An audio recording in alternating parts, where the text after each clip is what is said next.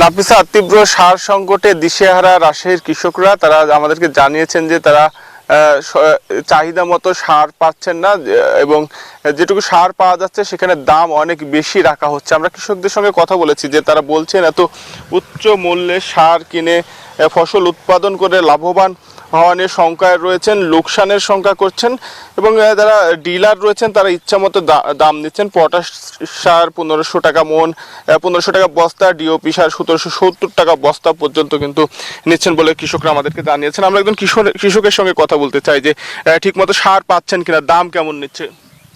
আমরা ঠিক মতো দাম পাচ্ছি না, এই সার পাচ্ছি না। কারণ যে সারের চাহিদা অনুযায়ী সার দিচ্ছে না। আলুর জমিতে লাগবে 2 বস্তা, সেখানে দিচ্ছে আধমন। আর গমের ভিতরে খেয়ে দিচ্ছে আপনার কাছে বিঘায় 10 কেজি করে। এইভাবে যদি সার দেওয়া যায় তাহলে আমাদের কাছে ফলন হবে না। আর বিশেষ করে সারের দাম হচ্ছে বেশি। যে জায়গায় ছিল যে ধরেন 5 টাকা, সে জায়গায় হচ্ছে 15 টাকা। এই জন্য কৃষকেরা ঠিক মতো সার কিনতে পারছে না। ধন্যবাদ আপনাকে। যেমনটি বলছিলেন একজন কৃষক, আমরা কৃষি বিভাগে এবং জেলা প্রশাসনের সঙ্গে কথা বলেছি, তবে তারা বলছেন যে সরবরাহ স্বাভাবিক রয়েছে, দাম বেশি নিলে তারা ডিলারদের বিরুদ্ধে ব্যবস্থা নেবেন। এই ছিল রাজশাহী থেকে সর্বশেষ নাফিসা। মুর্তজা, আপনাকে ধন্যবাদ।